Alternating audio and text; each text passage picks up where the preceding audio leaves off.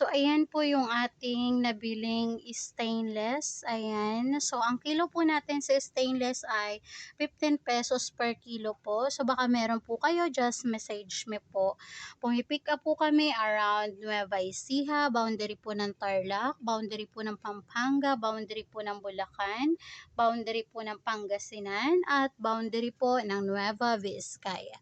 So, pag nagkasundo po tayo sa presyo, pipick upin din po namin kagad. That's all for today's video. Thank you for watching. Bye-bye!